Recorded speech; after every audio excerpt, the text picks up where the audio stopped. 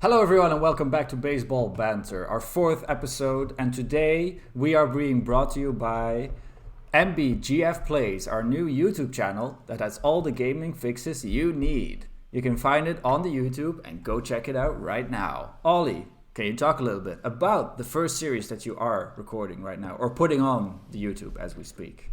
Yeah, Put on. the first series is just a let's play of a little indie game called Quadrilateral Cowboy.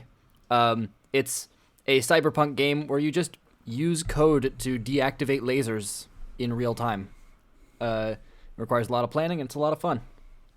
Requires a lot of planning to play, or is it Yes. part of the game that you plan? Part of the game is planning, but also figuring out what code to run with. You have to set up the code ahead of time and go, all right, in between deactivating this laser and deactivating this laser, we're going to wait 10 seconds. So you have to just nail the timings on everything and then execute. All right. And what have you got planned, coming up then? We've got Aviary Attorney coming up, which is a bird lawyer simulator set during the 1848 French Revolution. And Gnog, which is a weird puzzle game about making giant robot heads work. I love Gnog. I love the name Gnog. That's a hell of a name. Also, the heads Gnog. sing at you after you make them work. It's a thing. It's a thing. All right. Okay. Ollie, thank you so much. Go check out MBGF Plays. Barney, how are you doing? I'm what doing are you great playing? What are you playing right now? Oh, I'm not playing anything these days. I'm looking forward to playing baseball because we can start doing that again soon. But for the time being, I'm just playing the game of life. Not the board game, the game of life. just the game of life. And how are the dice rolling right now? The game of life. None of them have fallen off the table yet. That's a good thing. All right, let's dive into what we have to talk about today. Let's start with some of the news. I think maybe it's good to know that it's been a while since we recorded this, so a lot of things happened. Odorizzi signed with the Astros, amongst others. LeBron James is apparently buying the Red Sox. We're not going to talk about all that today. What I do want to talk about one point first is maybe Carrasco. Got traded to the Mets along with Lindor, and he teared his hammy. He's out for about 6 to 8 weeks again, so he's going to miss a sizable chunk of the season. Do you think that harms the Mets' chances? You say he's out for 68 weeks? 6 to 8 weeks. I was going to say that's more than part of the season. 6 to... Yeah, the Barney, the part of the season... 628? The part of Yes. the part of the season he was talking about is the 2024 season. Mm-hmm. Just the 2020 decade. Yeah. Basically, yeah. Any thoughts on Cookie? Do we think that might harm the Mets a little bit? Yeah, of course it harms the Mets. Yeah. But we like that. I mean, I like it. You I like don't like it for I Cookie. don't like that. I don't like that. I want I mean, DeGrom in the playoffs. Yeah. Yeah. So, I think it hurts them, but I don't think that it hurts them irreparably. And hopefully he's able to heal up quickly. What are we, 2 weeks out from opening day right now? Yeah. Yeah. So, with any luck, he'll only miss a month of playtime. Yeah. Which isn't great, but I think the Mets have enough going for them that it won't totally torpedo their season or anything like that. Yeah, I guess they're still pretty deep. Yeah, I'm looking at their first month schedule, and in that schedule they face the Red Sox.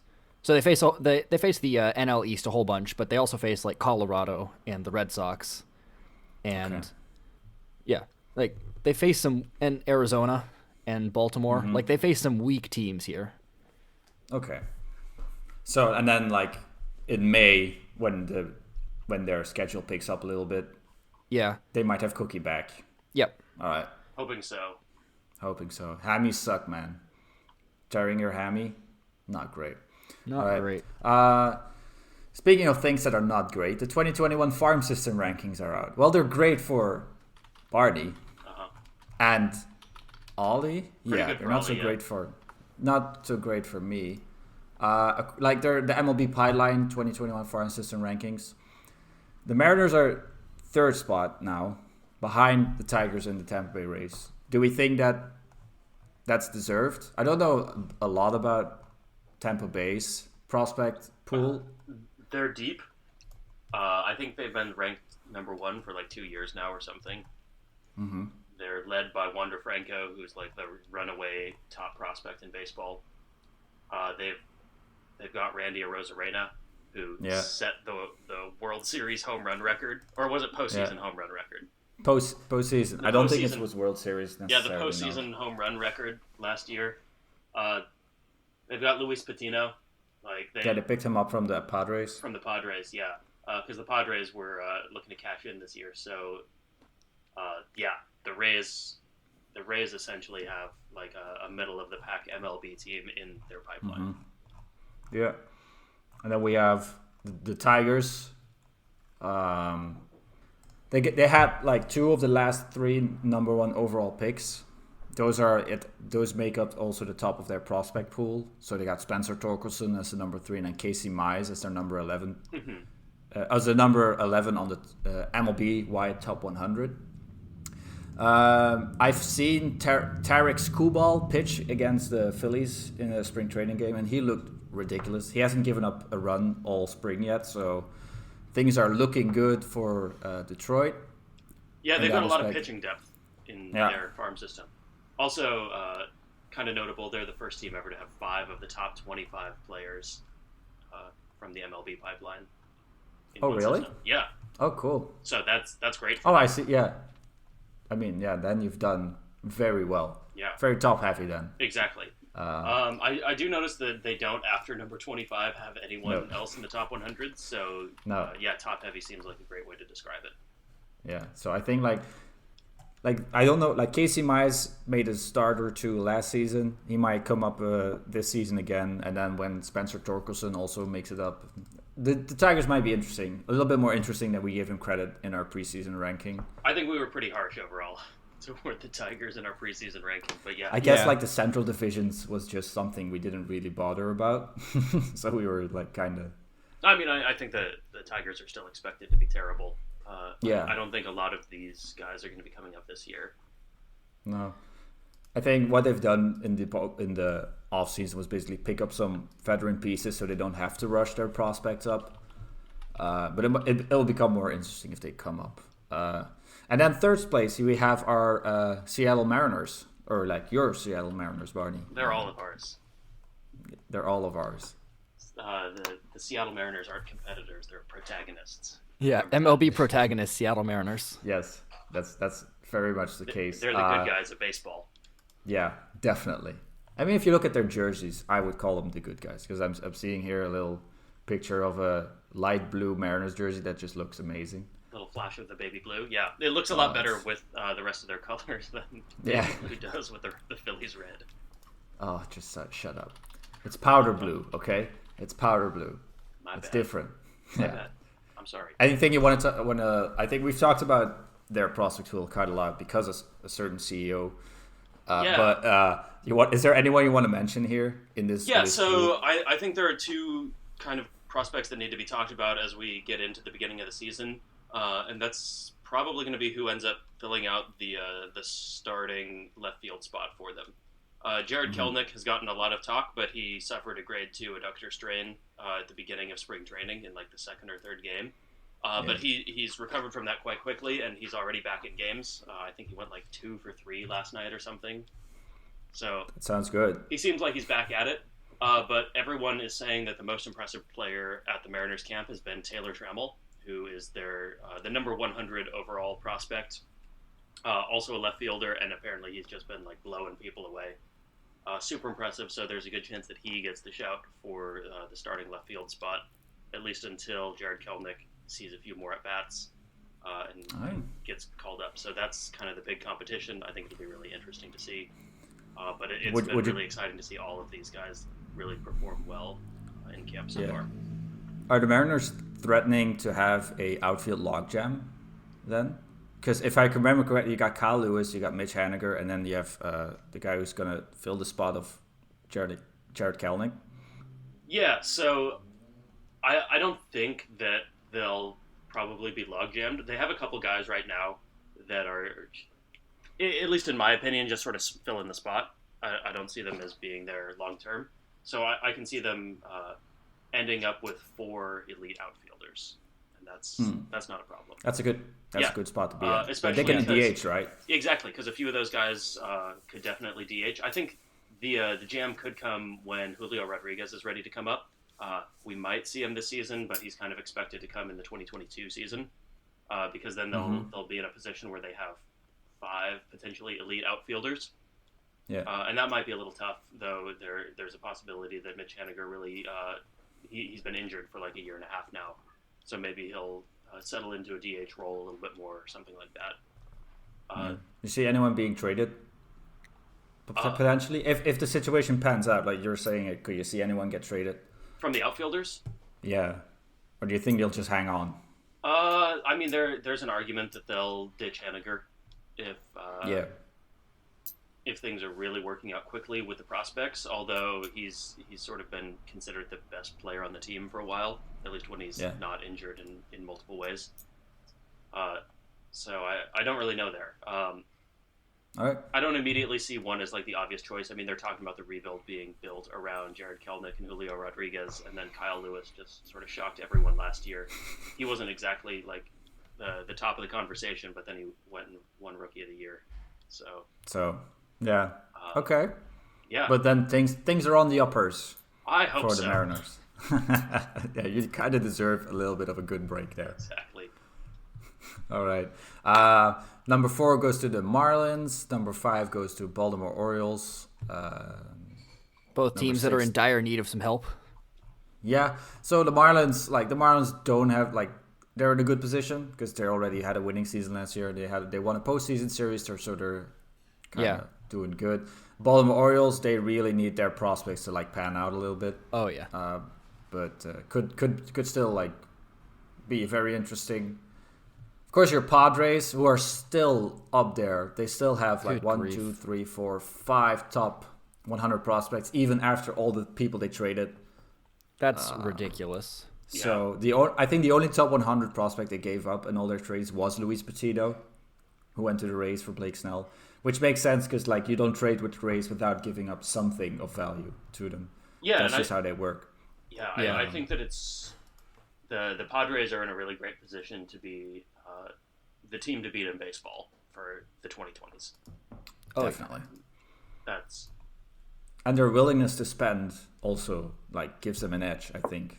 Having an owner that wants to spend, they have a $200 million payroll this year, and they're going for it. Signing Tatis to that extension, you still have to talk to them. I think that it's a really welcome thing to see as well, because we've seen a lot of either through their actions or through their direct words, a lot of owners and CEOs not be willing to spend recently. The most obvious, other than the Mariners debacle, is the Colorado Rockies. Yeah. And it's been kind of embarrassing to see that in baseball. So it's really nice to see the Padres showing a little bit of the opposite, where they're willing to spend money, they're willing to take risks, and they are looking to set up a potential really strong team for a long time to come. Oh boy, it's going to be a lot of fun. Yeah. They're the team to cheer for, I think, if you just want to be a fan of baseball. Yeah, if you're just getting into the game, they're the most fun team to watch. I'm looking forward to it, partly because they're in the National League and also because they're on the other side of the country from the Jays. I'm okay with this. If there's any interleague play, they probably won't come to Toronto, or Toronto will not go to San Diego. Oh yeah, Toronto will not have to deal with them unless they're in the World Series, which is a good place to be. Definitely. All right, speaking of Toronto. No, but speaking of Toronto, they're number 7 on this list. Ollie, what do you have to say about the guys they have here in this prospect pool? So they got 4 of the top 100 prospects, with Nate Pearson leading the way. He's expected to be a starter for him this year. Austin Martin, the center fielder, is on his way up, but I don't think he's a 2021 call-up. I think he's 2022. The one that's not in this top 100 list, which we're looking for this year, is Alejandro Kirk. He played, the catcher. He played a bit last year. So in 2020, the Blue Jays came in with 2 catchers, and they were expecting Danny Jansen to be the more defensive of the 2, and they were expecting, oh man, I've lost his name now. Not Kirk, then. Reese McGuire, that's his name. Oh, yeah. And they expected Reese McGuire to be the offensive catcher of the 2, and they were probably going to split it, 60-40 between Jansen and Kirk. Not Kirk, McGuire. There we go. Yeah. And McGuire proceeded to then not hit. So, like, the one thing that he's supposed to do, he didn't do. So they called up Kirk. Who had never played above A ball, right? Yeah. When he came up? Yeah. They called him up, I want to say in August or so. And he just wrecked shop. So we're going to see this year whether or not he can take away that starting job from Danny Jansen. Is this Danny Jansen's walk year? Am I correct in saying that? No. Jansen was a rookie last year or the year before. Oh, okay. Like, he's still... So he's not been a while. He's not even in arbitration yet. Okay. So that catcher battle will be the interesting thing to see this year. Yeah. Okay. Yeah, also an interesting team. I think the Blue Jays are also interesting to talk about because while they're not prospects, they have 3 really young guys who were top prospects just a year or 2 ago. Yeah. In Vladimir Guerrero Jr., Bo Bichette, and Kevin Biggio. So yeah, I'm super excited. Yeah. Yeah, I think that they're another one of those teams that's kind of in this position where they've gone through a bit of a rebuild, and I think that we're seeing from them right now what we're going to see from the Padres in a year. Yeah. I think you're right. Yeah. All right. Here we have right behind the Blue Jays are the Pittsburgh Pirates. We kind of bashed on them. Deservedly so. Their farm system is better than I gave them credit for. Yeah, I think, apparently. Yeah. The big thing is, I think when we did our preseason rankings, if you haven't checked those out, check them out. But I think we were kind of ranking the teams that we see right now, and the teams that we expect to see, not their prospects over the next few years. Yeah, but we did talk about their prospects a little bit because we were like, okay, this team is so shite. There has to be something that's coming up behind them to have at least a shred of fun left for the 2021 season. Yeah, and I guess we think pretty hard. Yeah, but Brian Hayes is going to be very fun to watch. I think he crushed, he just mashed a home run recently that was about 450 feet or something.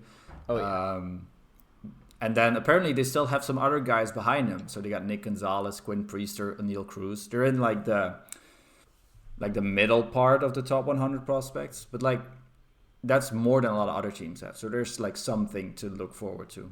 I mean, how many minor league players are there though? 2,000? Yeah. Oh, at least there's less this year than previous years, but yeah. But if you got teams of 25, 4 per major league team, so 120 teams, 25 per team. Yeah. Being in the top 100 out of that many players is still pretty good. Exactly. Definitely. Number 64 on that list is still pretty good out of all minor league players. Definitely. Okay. Rounding out the top 10 are the Diamondbacks and the Royals, and then we have a bunch of other teams, and I just want to see where my Phillies are at. Maybe good to see that, or interesting to see that the Dodgers are still in number 14. So even having such a prolonged stretch of success, they still haven't completely bottomed out their farm system. So what worries me is that we're getting in the 20s and I still haven't seen the Philadelphia Phillies. Oh, here Phillies are at number 23. Phillies are at number 23. Yeah, Alec Bohm graduated, so it makes sense that he was their top prospect. He is looking like an absolute stud, so it makes sense that they dropped off a little bit. They weren't that highly ranked before, so it's not like it makes a big difference. Spencer Howard, want to see him make a step forward this year. He was touted as a very good pitching prospect, but he's kind of had a pretty rough 2020. He's had some injury history. And then our first round pick of last year, Mick Abel, absolute stud apparently as well. High school pitcher. So looking forward to see him develop. And I think like one of the guys that is currently not in this list is Mickey Moniak, who was a first overall pick at a certain point, has kind of had a big, like, has gone through some issues because it's been 5 years since he was picked and he's only made like a couple of starts in the majors by now. Yeah. But he has had a really good spring, so I could see him jump up the leaderboard a little bit, potentially. And like they have here in their write-up, there's an exciting group of prospects growing at the bottom rungs of the organization. They have invested a lot in player development the last few years, so we could see them go up this list, even if they're like currently in a window of contention, which usually like coincides with lesser developed farm system. But we'll see what happens with them. Yeah. Let's talk about the two worst teams. Oh boy. Very recent World Series winners. Yeah, this will actually help me segue into something that I just want to point out as well. You know what? Actually, I'll just say it right now. I'd like you guys to take a look at the bottom third of teams, so 21 through 30, in terms of their farm system rank. And I want you guys to tell me if you notice any patterns among those teams, any trait that those teams seem likely to have. Let's see. We got the Rangers, Cubs, Phillies, Red Sox, Angels, Athletics, Rockies, Brewers, Astros, and Nationals. 4 of those teams have something in common. That they won a World Series recently? I mean, you got Boston. You got Boston. You got the Boston, Cubs. 3 of them have got that. Astros and Nationals. And, yeah. All right. 4. 4 of them do have that. Different 4 teams. Different 4 teams have a different thing in common. That they only have one top 100 or something? I don't know where you're going to. Yeah, where are you going with this? 4 of those teams are in the American League West. Oh. Oh my God, you're right. Oh, you are right. Oh no. That's everybody but the Mariners, right? Mm-hmm. Oh no. Oh boy. Oh. So what? Mariners are like a powerhouse for the next decade. Then is that what the we're Mariners? looking at? The Mariners are just default AL West champions for the next 10 years. Yeah. Yeah, that's the thing that people are sort of talking about is it's not going to happen this year. It's probably not going to happen next year. But the Mariners are the team that are sort of positioning themselves to be the team to beat in the AL West. So I'm excited for the mid-2020s. Oh, yeah. All right. So just got to give that little shout. Now let's talk about these bottom 2 teams. Oh, yeah, I just wanted to mention that they won a World Series quite recently. Among the bottom teams are also the Rockies. Imagine being a Rockies fan is like you just traded away I literally can't. I can't imagine a reason why someone would be a Rockies fan right now. No. And then you have the Oakland A's, who have no top 100 prospects, but are still not the worst team among these lists. Yeah. They're like number 26, but they have like no top 100. And I think that's kind of their mojo, right? They just find diamonds in the rough and then they just walk away with that's the what they're division. known for. Like, yeah. Brad Pitt played in a movie that was about that. Moneyball, check it out if you haven't. Moneyball, check it out. Read the book. The book is also pretty good. The book is as well, yeah. Yeah. No one reads anymore. What is reading? If it's not on the screen, if it's not on the screen, we won't read. Listening to voices rather than read. Exactly. Is there anything else you guys want to talk about here? Just like I always like looking at the top of a prospect, like of a team ranking, farm system ranking, and then the bottom, just to see like which teams are like excited and which teams are like, oh, we're in a rut for the next few years. So. Yeah, I think that the interesting thing that I'm going to point out is that the Astros are still projected to probably win the AL West. Yeah. Yeah, and the Nationals are projected to have a decent season. And they have 2 of the best hitters in baseball, in Trey Turner and Juan Soto. So it's not like they're in a bad spot. Yeah. It's just that their future is kind of bleak. The future is definitely in question. Unless you're the Rockies, because I don't think there's any question there. I think the Rockies are, bar none, the worst team in the MLB right now. Just like future prospects, current, everything. I think like if you guys wouldn't use the word team, I would say organization. I think the Rockies are demonstrating themselves to be the worst organization in baseball. Yeah. I would say every other team either is going to at least try and compete this year or they have hope for a future year and the Rockies just have neither. Yeah. No, I think you're right. Also, have you guys seen the Foolish Baseball video on the Rockies? Yes. I think the thing that stood out to me the most was the fact that they've spent $256 million in free agency, which has resulted in minus 8.8 WAR over those players they spent that money on. Yeah. So it's just it's a thing of like not drafting well, not developing well, not signing good players, and also just like putting a poor product on the field every day. It's just all bad. It's just a mess. What a mess. Speaking of things that are a mess, well, spring training isn't really a mess. It's just really silly. Spring training's great. Spring training is great. Yeah, I just wanted to talk about two things, or a couple of other things as well. We saw Jordan Hicks, have this amazingly long at-bat with Luis Guillorme the other day. Oh, yeah. Just imagine not having pitched in the majors for 2 years, and then you get another run out in spring training, and then you're like, okay, you're gonna have like 20 pitches, just like have a fast inning, and then you face Guillorme, a batter. 22, yeah, and then you walk him after 22 pitches. You don't even get the out. You walk him, and then they're like, yeah, we gotta have to pull you from the game, man. It's gotta be so sad. It's brutal. It's absolutely brutal. Yeah, it's like the longest in a regular season game. The longest that is 21 pitches. Yeah, so that would have broken the record. It would have broken the record if it was in the regular season. It's great batting though. I gotta say, like batting is very hard to do. Yeah, especially against a guy that throws 100 miles an hour and a slider and a changeup. Yeah, it's. Yeah, he was just fouling off pitches. Yeah. So it's absolutely impressive on that end. I think that there's a lot of talk about like how much that sucks from the pitching end, but like it's great batting. It's really it's like very an old school way of batting. I think Guillorme swung for the fences at his first 2 pitches maybe, and he went 0-2, and then he just battled back, and he's just like making contact, short stride, Yeah, in case we haven't mentioned it, we're all coaches of a baseball team together. That's an at-bat that I want to show everyone on our baseball team for how to take an at-bat.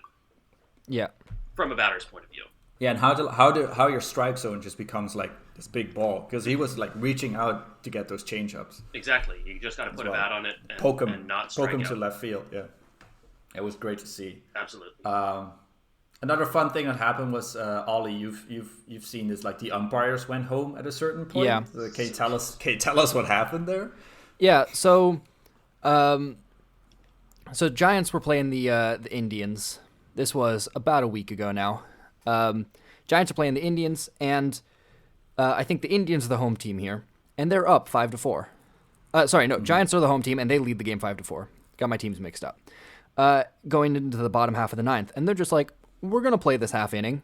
Like, the Giants want to hit, the Indians want to get their guy out there to pitch, so we're just going to play another half inning. The umpires said, nope, this game is over, and they just left. So Giants played half an inning against the Indians with no umpires on the field. Just had the catcher call balls and strikes. Worked out fine. I get it. Do umpires get paid for spring training games? Oh, absolutely. Yeah? Yeah, okay. It's also one of the times that minor league umpires, like AAA umpires, get some major league time. Okay. And they still wanted to go home. Okay. But I can get it. Like, I hate umpiring myself as well. I don't like it. It's not even that. It's just I don't even get paid for it. It's just they have rules and codes of conduct to follow, and part of it is upholding the rules of the game, even in spring training for some things. And one of them is just the length of the game. Yeah.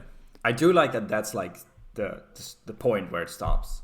Because you've had like games that went into ties or when they stopped the game early, stuff like that. But like play a half more inning while the other team is ahead? No. That's where the line is, and we're not crossing it. I think all those other things are just like written into spring training rules. Like I think those are actually things that the MLB allows, and umpires get fined if they don't apply rules properly. So I imagine that none of the three of them wanted to take that risk. But the umpires also get to decide when the game is over. Like they get to call game is over, but we're just going to stick around as dudes hanging out on the field, just like the players are dudes hanging out on the field. Like they're allowed to do that. No, because that's unprofessional. They're actually not allowed to do that. The game's over, you leave the field. That's part of like umpiring conduct. dude, spring training's different though. Like, it is, but they're still major league level umpires for like playing in a competitive way and stuff that doesn't get upheld in spring training. Like, the umpires are there to practice as well. Like, I get that they made the decision that they made, and that's fine. I'm not criticizing the decision that they made, but I don't think that it's the only decision that could be made. I don't think that it's like, I don't think that they had a moral imperative to leave or anything. Like, everyone is doing spring training to practice and get better at the craft.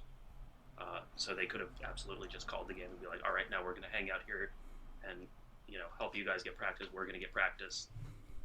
I don't think that it's like super obvious that they make that decision.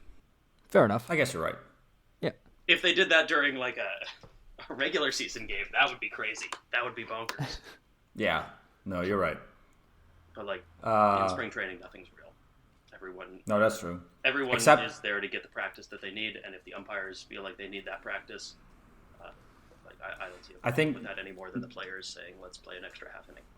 The only things that are real about spring training is when your team performs well, or players on your team perform well, because then you have to like say like, this is like, he's gonna have a breakout season this year, or he's in the best shape of his life.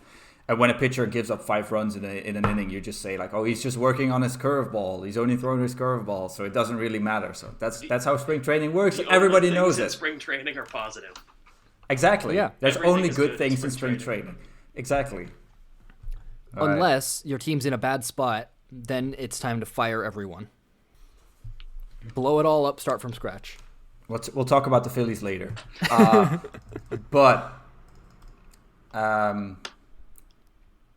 Yeah, so also Tatis, really fast. Don't know if you guys saw how he manufactured a run, basically. I think it was like an infield, like the ball didn't leave the infield at any point, and he just, I think it was like an infield hit to go to first, and then he moved from first to third on a bunt because they left third base open. God. I think it was like that, or like a swinging bunt maybe. And then he scored on a sac pop-up. So it wasn't a sac fly, it was a pop-up to the shortstop, and he scored on tagging up from third base. Good grief. Tagging up on an infield hit. Yeah. Or an infield and he was safe. He was safe. I guess like the shortstop never realize that he was going, so he like never made like he tried to make the play, but he was never. Because like as an infielder, I would never expect someone to try to tag up on a ball that was hit to me. And then like imagine not being safe on that play. You just look stupid if you're out. It's a huge risk. Yeah. Yeah, and but then he's Tatis, so he would look cool doing it. Exactly. And everyone would be like, "Oh, I'm glad he tried that." Oh yeah. Yeah, exactly. Oh, he's exciting for the game. Exactly. And now he scores as well, so that's like amazing stuff. Yeah. We talked about this. Like I quickly sent a text to Barney and Ollie when this happened, when DeGrom hit 102 recently. That guy just like raises his average velocity every year. Every year he gets older, ridiculous. But he throws harder. And he's not like a buff dude. He's got like these big like chunky legs. That's what he got. But he's not like a big strong dude. You wouldn't expect him to throw that hard. Isn't he also like 6'6"? Yeah, he's pretty tall. That's true. God, he's got some like a tall body. He's like a big. That's some pole. Verlander shit. Yeah, it's crazy. 32 years old, and then just like, okay, casual 102. He's like up there with like the highest average velocity for starters any year. It's just like mental. He gives me hope for like my pitching and our pitching that we can continue to. Exactly. We'll like once we're 35, we'll throw 90. Exactly. Yeah. Guarantee it. Just got to keep at it every year. Exactly. And then you guys brought up Verlander. He took his first pitches. They're calling him. His first throws. Yeah. That was a great moment for him. Wishing the best for him, even though I wish he were on a different team. Yeah. Don't we all? Yeah. And then Stanton hit a ball 120 miles an hour, and it wasn't even a hit. It was out. He was out on the line out. So that was sad. I would soil myself if someone hit a ball 120 miles an hour at me. At you. Yeah, that's just crazy. Are there any other storylines you want to talk about your teams? Like Ollie, you mentioned the catcher on Alejandro Kirk, the decision on what they're going to do with catcher. Is there anything else that has come up? Not really. Like storylines? The bullpen's in flux, but that's the case for basically every team. There's a little bit of like they're kind of looking at who's playing what position in what scenario because they picked up Marcus Semien, but they already have Bo Bichette, and so if Marcus Simeon's going to go play second base, where does Kevin Biggio go? Does he go to third? Does he go to the outfield? Like where does he go play? So there's like they're just going to shift around those parts I think throughout the season. And Vladdy sat at first. Yeah, he did take a game at third base this spring training, at least one that I know of. Okay.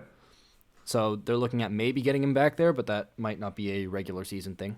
I mean, he knocked off, 40 pounds over the offseason? Like, he's definitely looking a lot more like an athlete, the athlete that we all want him to be. So I know that kind of is a storyline from a few weeks ago. But yeah, but Barney, you have to say the words, spring training words. Yeah, he's in the best shape of his life. Exactly. You have to say it. If you're talking spring training, that's like, or he has a new pitch or a new pitch grip or something like that. He's developing a slider. He's developing. Maybe he shouldn't play. Oh my god! He's developing a slider from third base. Yeah, exactly. You don't want to throw first sliders. First baseman hate him. Yeah, exactly. Oh boy, Barney. What about the Mariners? You've talked about left field. Yeah, I talked about left field a little bit. I do really quickly want to touch on James Paxton because there's like an aura of mystery that's surrounding James Paxton. Because James Paxton was like an ace starter with the Mariners, and then he went to New York and he had trouble. He had injury. He got shelled a little bit. It wasn't great for him, but there's still this belief that he can be like an elite starter. Got picked up by the Mariners in free agency this year, and we haven't seen him yet in what do you call it? In spring training games. So the reason for that they were kind of like not releasing it, but I just read yesterday that it seems to be because of a visa issue. He's Canadian, so he was throwing sort of the B games on the backfield during spring training, but he couldn't be involved in anything that was like tied to gate revenue for the spring training games. So, and everyone's saying, he's in the best shape of his life. He developed a new pitch grip, like all of the spring training stuff for him. They say that he's like added a tick or two to his fastball. So, I think there's a lot of mystique, a lot of mystery that I'm excited about. Can't wait to see him because they've been insisting that he's going to start one of the first 3 games for the Mariners this year. And if it is indeed just like visa stuff, like that's great to hear.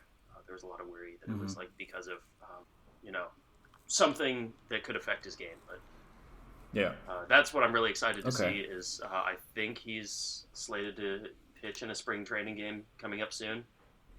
Confirm that, but that would be really exciting to see. Is some big Maple action. Big Maple. All right, back in Seattle. Yeah. Also, Julio Rodriguez is a big boy, but he's really fast. Cool. That was his quote recently.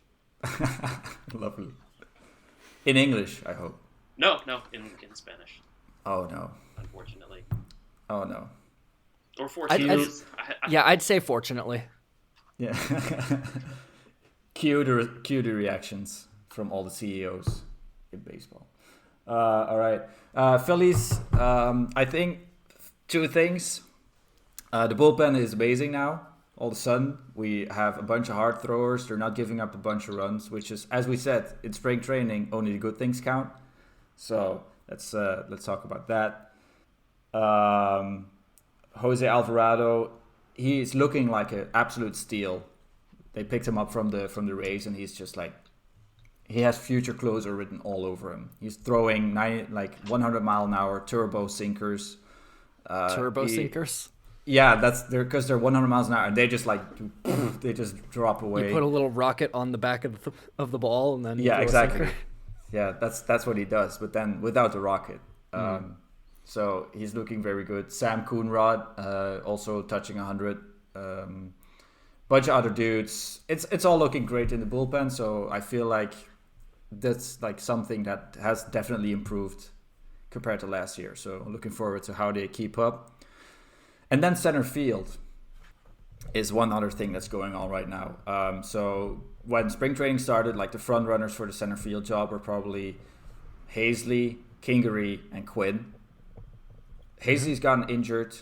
Quinn's not looking good, and Kingery's just been dreadful. He He's struck out, I think, about 50% of his at bats. He has struck out for right now, and he's not a natural center fielder as well, so he's not got that defensive edge over the other guys. So what happened was, at a certain point, he who will not be named started making a name for himself. He's hit a couple of spring homers, so he's probably going to be, unfortunately, the opening day center fielder for the Philadelphia Phillies. And I think the Phillies have brought this on themselves because they invited him to spring training, and now they're acting like we can't really do anything else except play him in center field. They obviously have another choice to make, but I feel like they're paying him a lot of money this year. It's the final year of his contract. I feel like they're just like, okay, we kind of need something back for the money we invested in him. So he's probably going to be the opening day center fielder for the Philadelphia Phillies.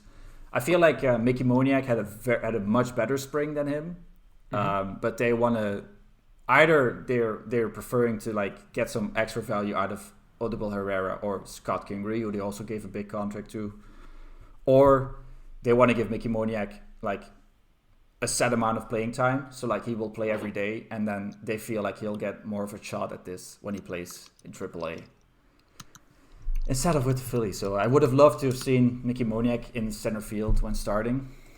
Barney, you raised a good point there. In theory, I can say his name, and we can beep his name, the one who will not be named. I just don't want to do it anymore. that's the thing. So I guess that's the storyline for the Phillies, basically. Timestamp it. 45 minutes. 45 minutes. Okay. Stamp. All right. Got Trevor Bauer to talk about? Yeah, we also have Trevor Bauer, who there was a little bit of a thing going on there, where he pitched with a belt that had the Bauer logo on it. It was barely visible. But he got a warning from MLB because of it. Because you can't promote your own brand or any other brands, I guess, that are not affiliated to the MLB on your uniform. The uniform is a thing that's only for the MLB, the teams, or I guess the manufacturers of their clothes to brand. Yeah, they have exclusive deals. Yeah. So he got a basically a telling off from the MLB, tapped on his fingers, don't do that again. You're not allowed to do that. Stop it, please. But that's his thing. Yeah. Trevor I feel Bauer he got a lot more. I don't think anyone would like Trevor Bauer if he weren't also a Cy Young winning pitcher. Yeah. Yeah. And that's the thing is he's really good at generating talk. Clout. For non-baseball related things. Yeah, exactly. I mean, his logo is cool. His cleats last year were cool. And his undershirts as well. Send it shirt when he threw the ball over center field wall in Kauffman Stadium. Incredible. It's great stuff. I think I can understand MLB's perspective on it. They have a very strict vision on how it works, and when somebody does something that goes against their regulations, you can give them a warning. On the other hand, they also told Trevor Bauer we want players to market themselves. Mm-hmm. So I can also understand Trevor Bauer's position from this. You want us to market ourselves, but you don't want us to do things on our uniform. Where instead of in the MLB in the NBA, where that's, I don't know a lot about the NBA, but I from his video that he made on it, he's talked about it. They have a lot more opportunity to market themselves, the players there, as opposed to the MLB players. Even though there's a lot of really fun players in the MLB right now. Yeah, I think this very is marketable. This is another page in the saga of the MLB being its own worst enemy in terms of money and sort of contractual agreements, kind of playing against making the league exciting and fun to watch. Yeah. And this might be something that we see come up when they renegotiate the CBA. Yeah. Yep. All right. I hope it is. Because I would like to see more players. Like I want to see Tatis wearing his Tatis glasses. Yeah, exactly. Yeah. I think like we're going to do a lot of CBA talk this year. Yeah. Yeah. I feel like we're going to be very much a labor podcast. So. Are we going to turn this into a labor pod? I'll turn this into a labor pod with you. Yeah. Let's do it, because I feel like we do. I think we are very much on the player side. Oh, it's always. millionaires against billionaires, but there's a very big difference between a millionaire and a billionaire. Yeah. So we should side with the millionaire. Only one of those deserves a guillotine. Exactly. The bourgeoisie. Dang it. All right. We'll take a short break, and when we come back, we'll do some trivia, and we'll talk about some of the new rules that MLB is testing. So stick around for that. Welcome back to Baseball Banter. We're going to start our trivia in the middle of our show, as we do every time. I was going to say every week, but we don't record every week. So we record every sometimes. Sometimes. I like that you narrated that we're in the middle of the episode right now. I guess we're kind of are. I know. I like that you pointed it out, because we are in the middle of it. Yeah. So, my trivia is about how hard batters hit baseballs. Basically, how hard they can murder baseballs. All right. We talked about Giancarlo Stanton's 120 miles per hour hit the other day in spring training. Mm-hmm. So what I did is I went and looked basically from 2008. It could be less years, because I don't know how from all these years how many of whether Baseball Savant collects data on all these years. Let's just say it like that. But since 2008, basically, here's my question, you guys: how many times has a hitter hit a ball over 120 miles per hour? How many times since 2008? I think it's more likely that it's since 2015. So maybe let's do that since 2015. How many times does a batter hit a home run over how many miles an hour? Or just a batted ball. It can be a line drive. Just a batted ball. Can be a line drive. Yeah, exactly. All right. 120 miles an hour. How many times? Less than 10.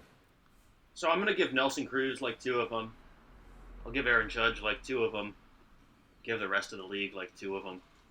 6 to 8. 6 to 8. I'm going with less. I think I'm going with 5. Okay. So it's actually 10. Oh boy. So 10 times a ball in regular season play. So Yeah. we're not counting the one that Stanton hit in spring training. Mm-hmm.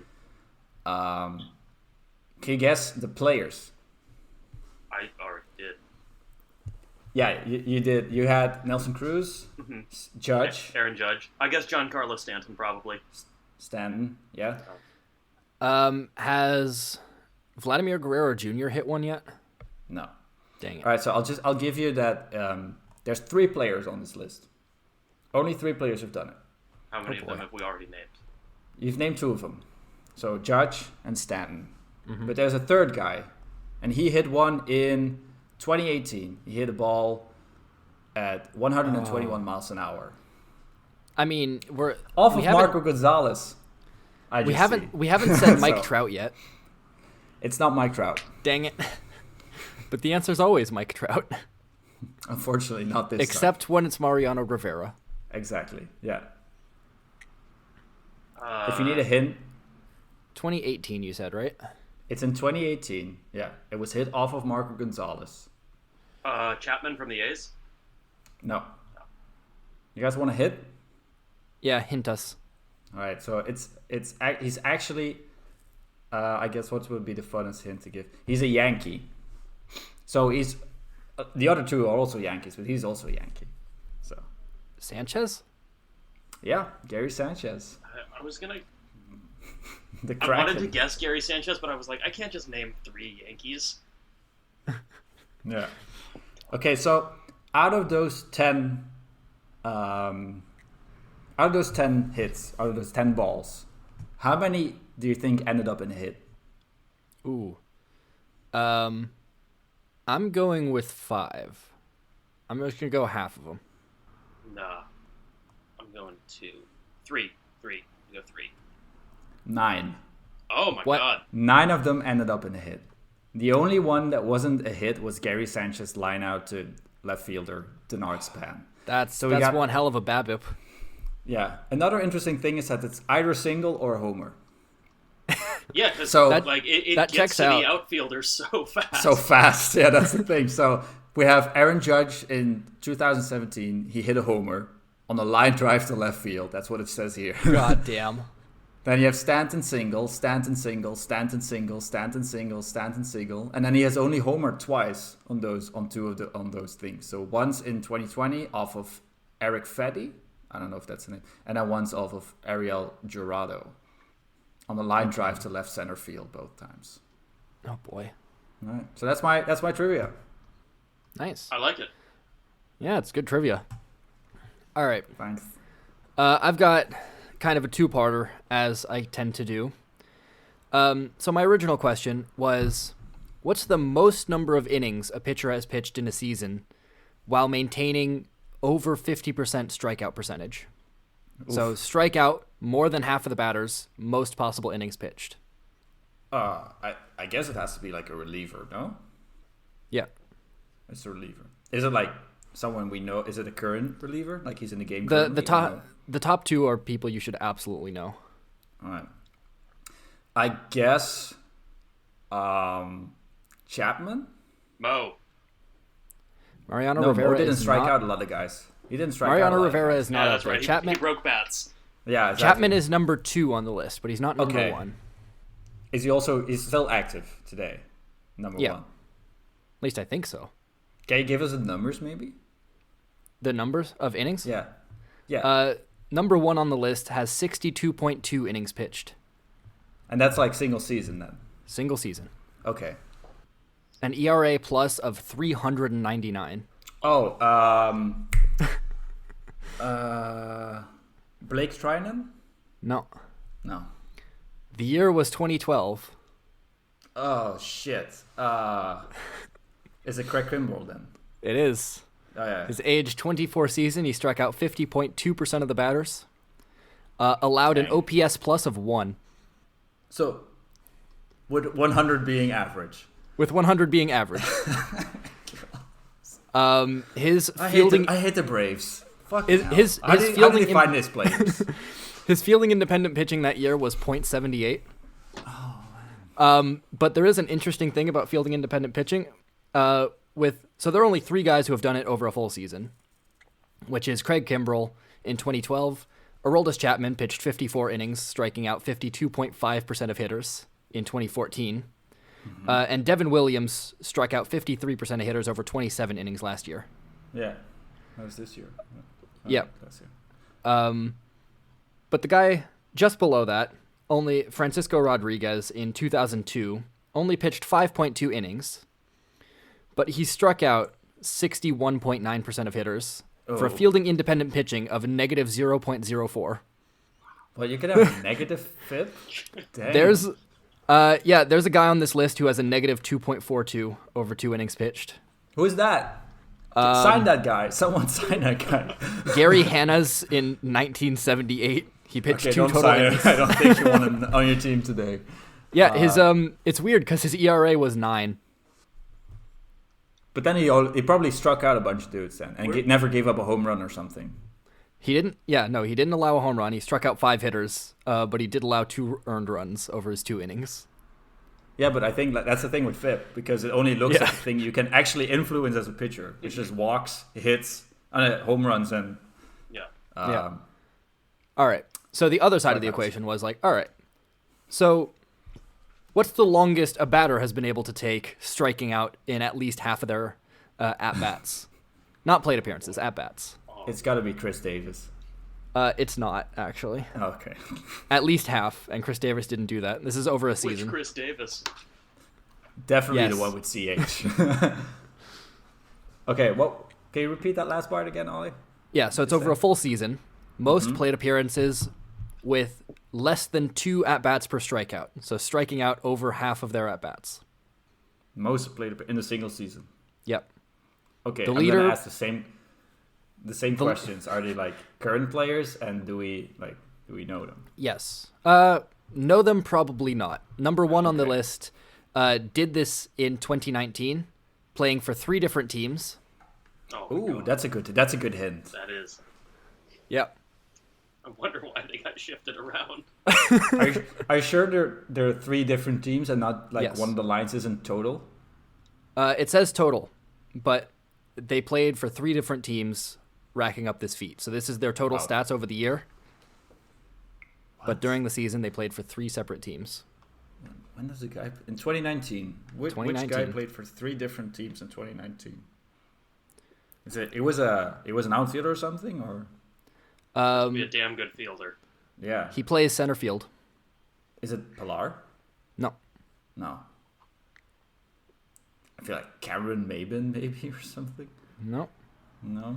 One of the teams he played for is the New York Mets. Seems very Metsy. What, Cespedes? No, not Cespedes. No. He also played for Baltimore. And now the real hint, because now Barney's going to get it. He also played for the Mariners. Center fielder. Who was their center fielder in 2019?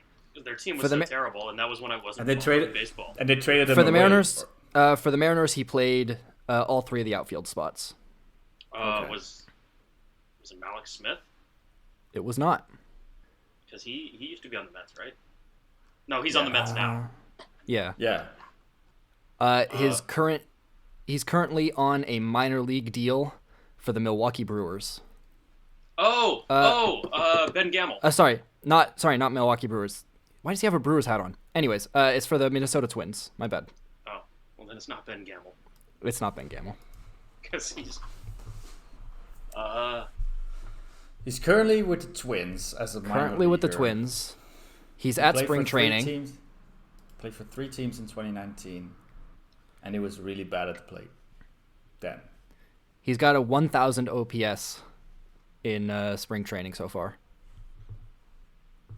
Wasn't D. Strange Gordon, because he's now with the Reds. No. I feel like I'm getting... Did we talk about him in our... I don't think so. We never discussed the minor leaguers. Or like the minor league contracts that they give out. No. All right, I don't know. Yeah. Go ahead. I gave up. I give up too. All right, it's Keon Broxton. Oh. Okay, so he's one of those guys I see every now and then. Yeah. But never sticks in my mind, and now I know why. Because he strikes out a bunch. Now he should. No, he should. Yeah, like, we're never he put forget together about him. 228 plate appearances. So 228 plate appearances, and he struck out 104 times. So he ended the season with the Mariners in 2019. Yep. So let's see. that's when. That was when they were just like looking to acquire like warm bodies. Yeah. They just needed Numbers to finish the season. Numbers 2 through 5, I don't know who they are, and number 6 is Joey Gallo in 2015. Joey Gallo. I love it when Rangers don't succeed. and also like half of this list is starters. Is what? Is starters in the National League. Okay, yeah, that makes sense. Yeah, that does check out. So like Nolan Ryan's in this list. 99 plate appearances, struck out exactly half of them. That would be a fun stat. What's Nolan Ryan's most embarrassing stat?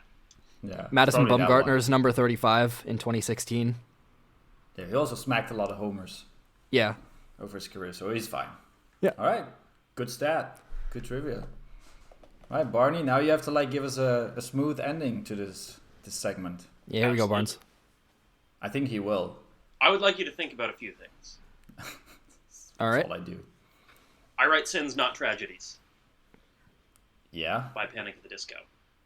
Over My Head, parenthesis Cable Car by The Fray. Ridin' by Chamillionaire. I have. Hips Don't Lie by Shakira. And of course, Bad Day by Daniel Powder. Okay. These were all I've never good things. I've never thought about those things in unison, so. You may have thought about them in unison if you were paying attention to the Billboard charts in the year 2006. Okay. Potentially, yes. Yeah. All right. All right. What a great year that was. It was. In 2006, Albert Pujols had 49 home runs. It was his age 26 season. Okay. That made him that season was tied for the 47th best single-season home run or single home run season of any player of all time. So he had 49 homers, and he was also 49th on the list. No, he was 47th on the list. 47th. Okay. Dang it. Yeah. This isn't about those numbers. Well, it's kind of about the number 49. All right. Over the history of Major League Baseball, 774 teams, as a team, have failed to hit 49 home runs in a season. Come on. Oh, God. That's not true. That is true. That cannot be true. Come on. Tuan, the dead ball era was a thing. Yeah, okay. The overwhelming majority of those seem to happen during the 1800s. Okay. Or at Man, least I wonder why. 20s. On the polo grounds where you just couldn't hit a home run. Exactly. Okay. So the reason I chose that number is because 49 is the lowest home run total that I've found for a team who played a 162-game season. That was the Houston Astros in 1979. They were the worst home run hitting team in a full, by today's standards, season. Yeah. Ha! All right. Karma. As a matter of comparison, the 2020 season just happened. And people had some opinions about the home runs in that season. But in that 60-game season, the lowest home run total for a team was 51. Oh, boy. Oh. How bad were the Astros? So the Astros, no. over 162 games, only hit 49. Fewer than one home run every 3 games. Absolutely incomprehensible by today's standards. That's painful. That was after the mound was put back, right? Or lower? Yeah. That was after the Gibson rules. Oh, my God. All right. Since the integration era, so since 1947, what do you guys think is the lowest number of home runs by a team across the season? Lowest number of home runs since the integration era? By a team. Oh. There's got to be one team that was just atrocious and hit like 20 total homers. Yeah, I feel like this team ended up being coached by the greatest hitter of all time. Ooh. Ended up? They weren't before. Yeah, that's why they hired him. They were in dire need. Yeah. Is it like... Okay. I mean, the guy you're talking about is Ted Williams, but I don't know who he coached. Is it Red... Did he coach the Red Sox? No, he played for the Red Sox. He just played for them, okay. Yeah. I'm gonna say 15 is the number. I'm going a little higher. I'm saying 20. All right, so it was 31 home runs by the Okay. 1948 Washington Senators. Ha. Yikes. Silly. That's not the lowest number of home runs by a team all time. I'm gonna guess that's 0. Tuan, how many home runs do you think is the lowest a team has hit all time? 2. 2? Yeah. Ollie, you're going for 0? I'm going for 0. I'm gonna say there is a team in the 1800s somewhere that didn't hit a home run. 15 What? is the number of teams that have had a season with 0 home runs. What? Yeah. 15 teams have 15 never... entire seasons have happened without a team hitting a ball over a fence. The game must have been so unexciting. Those were all in the 1800s. Oh, yeah, boy. that checks out. I do recall that it was like you were not supposed to hit a home run. If you did it, like back in the day, before Babe Ruth came around, it just was not done. Yeah. It was also, like, 1800s is also before overhand pitching and before the pitcher was supposed to try and get batters out. Like, it's just not the same sport. No. Batters were allowed to ask for a high ball or a low ball. It's just bonkers. Yeah. So, since 1900, no team has ever gone an entire season without hitting a home run. But I will say, just for comparison, this was, once pitchers, when we were playing arguably the same sport. 1918 was the lowest total for a team since 1900. When the Chicago White Sox hit 3 home runs as a team. Oh, boy. Oh, no. Just no to all. Yep. Teams are a lot better now at putting balls over fences. I think in the 1800s it was also still an out if they caught it after 1 bounce, so that might explain why they don't hit it up. Oh my god, yeah. That was a rule. Yeah. Yeah, old baseball's weird. Maybe we'll talk about that someday. Yeah, definitely. Maybe we should play that someday. Just like try and play a game of old baseball rules. Oh my god, in our Bananas jerseys. Yeah. Yes. All right. We'll get to that later. Anyway, that's my set of just pretty sad stats. That's quite pretty So sad stats. I feel like that's a segment now. Sad stats for with the Barney. 1979 Houston Astros. I'm sorry, but maybe your defense was good. Your on base percentage, I didn't check that. I feel like that's like being sorry for Astros isn't a thing we do here a lot. No, but that was before. But that was pretty bad. They were in the National League back then. I mean, they were in the National League in like 2014. But yeah, but still, okay, all right. This has been Sad Stats with Barney. Yeah, that's what I got. Stats with Barney. I would say get better, but teams clearly have gotten better at touching all that. That's true. Who do you guys think was the team in 2021? Or sorry, in 2020 with the fewest home runs? I'll give you a hint. The number was 50. This isn't a real hint. The number was 51. 51 home runs. Yeah. I think. Was it the Baltimore Orioles? No. Yeah, that was where my mind was. All right, going I'll give you a real hint. It's a team that's associated with the best power hitter of the millennium. Of the millennium? This millennium? Of this millennium. Previous one. So, like, the Giants? Oh, I forgot about him. Sorry. Okay. What? The best, second best. The best non-cheating power hitter of the millennium. Okay. That's kind of more difficult. That narrows it down. Yeah. Oh, the Cardinals? It's the Cardinals. I was going to say, I also started off this stat with a player who was playing on that team. I was like, okay, it's got to be Pujols then. All right, 51, yeah. They made it to the postseason, so... Yeah. Yeah. All right. Super impressed that in 2006, a 26-year-old Albert Pujols hit 2 home runs fewer than the 2020 Cardinals did. Oh my God. Beautiful. Oh, all right. Man. That's what I got. Yeah, great stuff, Barney. Thank you. All right. Okay, so the next thing that we wanted to talk about today is the fact that MLB has announced that they are going to be testing some rules the upcoming season in the minor leagues. I think our rule expert here is Ollie on this podcast. Am I right in saying that, Barney? Yeah. Ollie is the probably. rule expert? Yeah.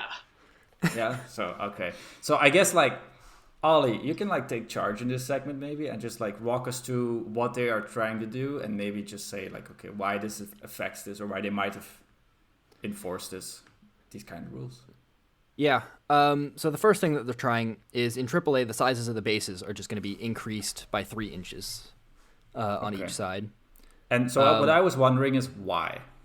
Why would you make the base bigger? There's a lot of reasons. There are plenty of things that it'll change. Also, the thing that isn't mentioned here in our document is they're also changing the material that the bags are made out of. So they have like a rougher or a less slippery surface, which kind of gets to the first reason for the rule. Then what they're trying to do is they're trying to make it so that fancier slides are possible. Okay. So like, if you have the base be a little bit wider and you also make it less slippery, then you can just slide past the base and like grip it with the tips of your fingers. Like that's one of the things. The big one that I heard there was also preventing injury at first base. Yeah, that too. Like a lot of people roll their ankles on first base. There's like foot-on-foot collisions, which end up like being really bad. So this is their alternative to a safety base? Yeah. Yeah, all right. That makes sense. The other thing that I thought of was that it'll make base distances 4.5 inches shorter. Do you think it will have an impact on how many steals are then? Because I don't think it's that big of a difference when you're stealing a base. Am I right in saying that? It's a little bit.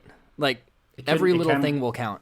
Yeah, it can make the difference. Fractions of a second are absolutely things that get counted when stealing a base. Like if you think that third base coaches aren't sitting there with a stopwatch, they go, all right, it takes this many seconds for my guy to steal a base. This catcher's pop time is that much. It takes this long for the ball to get there from the pitcher. Like they have all of that data and they're just going to add it up and go, all right, this gives us a this much % chance to steal a base. And if that amount is less than 70%, then they don't go for it. Yeah, I mean, and they can make fancier slides. When the players are standing there, they're like, he has a whatever % chance of stealing this base right now. Oh, that's cool. Yeah. Statcasts. And with them being able to make fancier slides, have a bit larger surface to be safe on the base. Yep. I guess that might encourage them to steal the bases. Yeah, So, there are a few other rules here that are for stealing bases. Yeah, so just to touch on the base size thing, one more thing.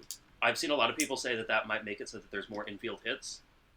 I don't know if that actually checks out, because the first baseman will also be 3 inches closer to the ball that's coming toward him. Yeah, exactly. Yeah. So I don't know exactly how the math works out on that, but there's also a larger surface. The math works out in favor of the hitter still, because they are traveling those 3 inches at a slower speed than the ball will be. Yeah. So like they still come out ahead there, but like there is some balance. I'm not sure that that's significant enough to change a whole bunch, especially with like the way launch angles have been going. Mm-hmm. Yeah, we'll see, but I mean, like maybe it makes a 1% change. What do you guys think about this overall, though? Definitely not against it. Like, no, it won't change the game fundamentally, and it'll just make it so there's a little extra room on the base. Yeah, exactly. Yeah, I think that this is the least egregious, for better or worse, of the rules. Yeah. Yeah, definitely. Like, what they really need to do is they need to make the base 6 feet across, like diagonally, so that first baseman and the runner can do social distancing. But like, first baseman then has to have both feet on the bag. Yeah, I feel like there's like 6 feet bags. It's gonna be a kind of like there's just a lot more white in the diamond. Then it's gonna be and they're actual bags now. They're just big exactly. sacks. Yeah, they're filled with potatoes. Yeah, runners no longer bags. run through first; they just run into it. Exactly. Oh, beautiful. That might be for next year. Yeah. Gonna test those. All right. Next thing on the list, in AA, teams will be required to position 4 of their players in the infield. The players will have to have both their feet in front of the outer boundary of the infield dirt.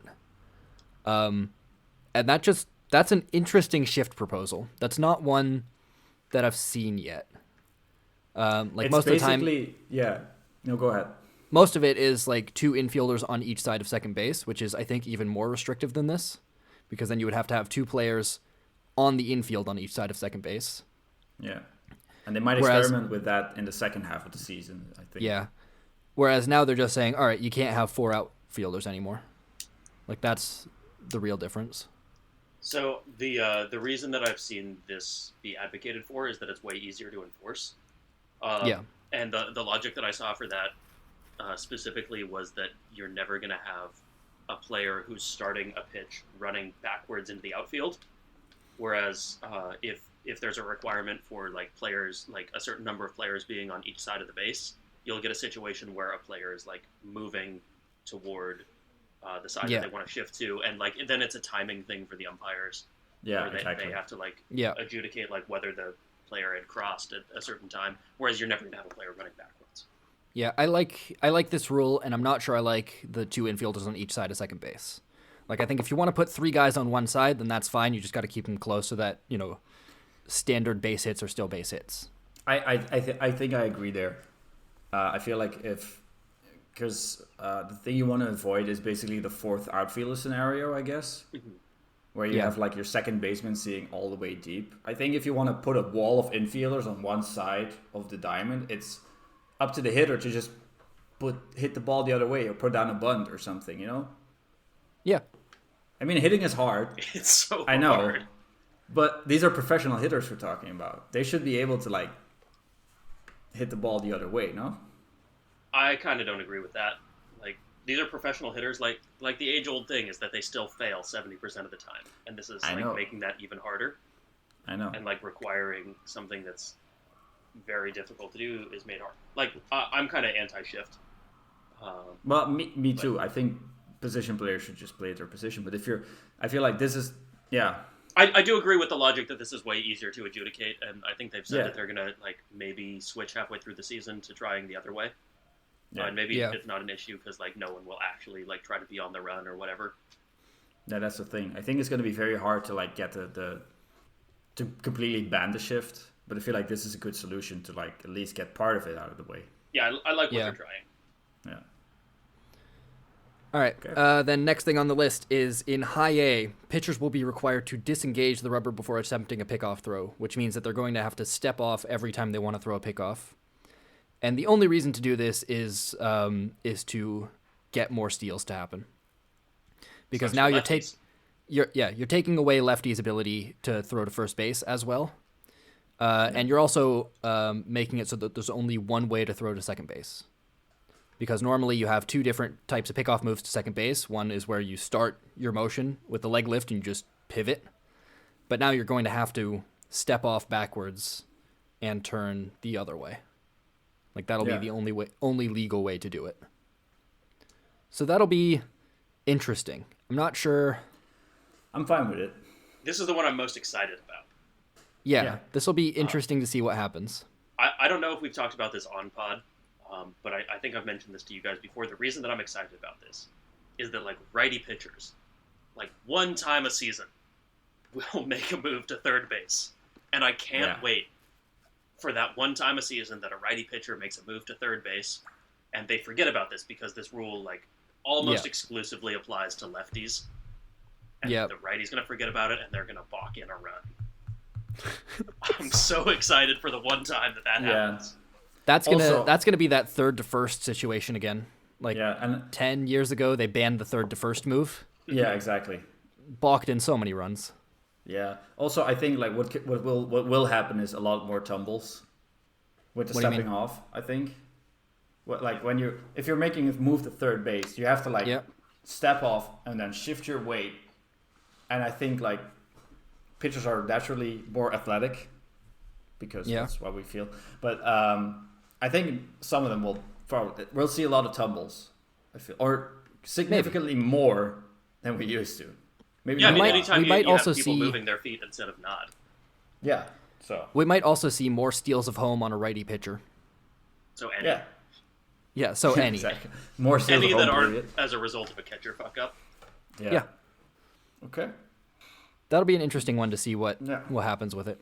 As per usual, electronic strike zone. Low A Southeast League is going to have select games use the electronic strike zone. I'm neutral on this, honestly.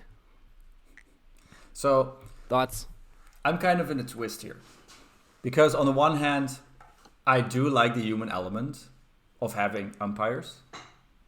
I think that's like in this relationship building that happens between a catcher and an umpire. And the thing that I think like on the other hand, they should call the strikes as they are. They should be called correctly, you know.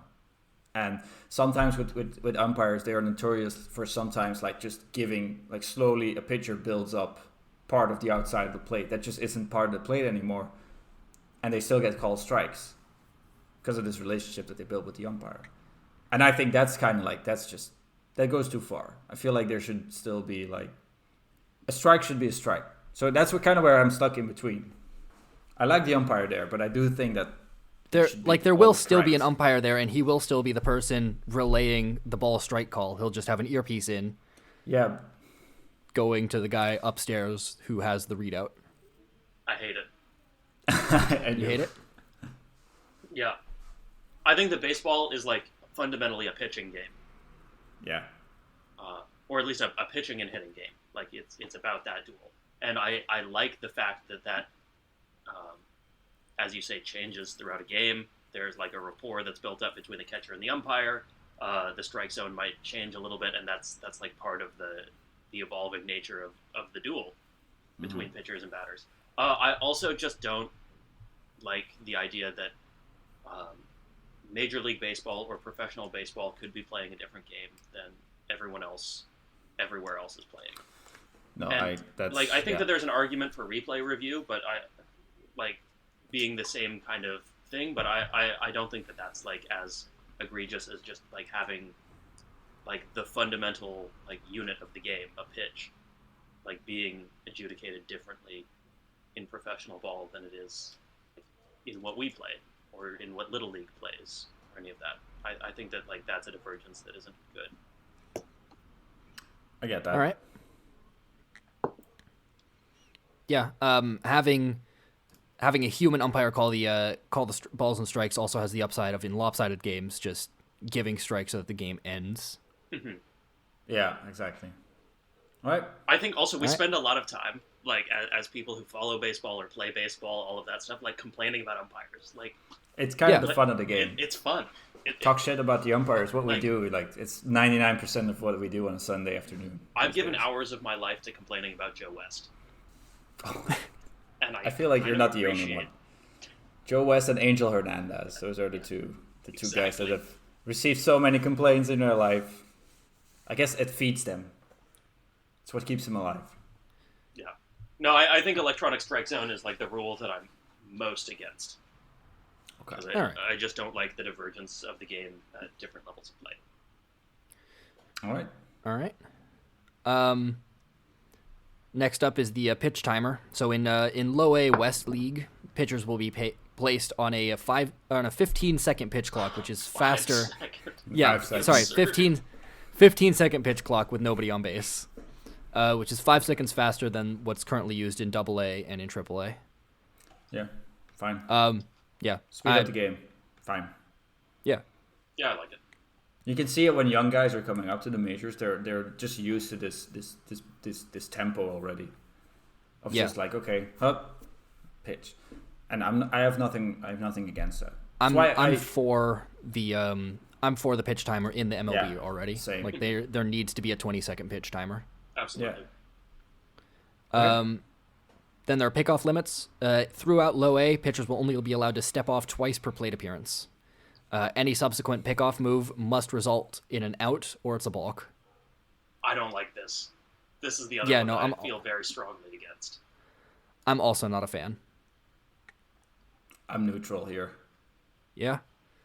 I can see both perspectives. It's for speeding up the game, but it's for speeding up the game in a way that breaks the pitcher-runner dynamic.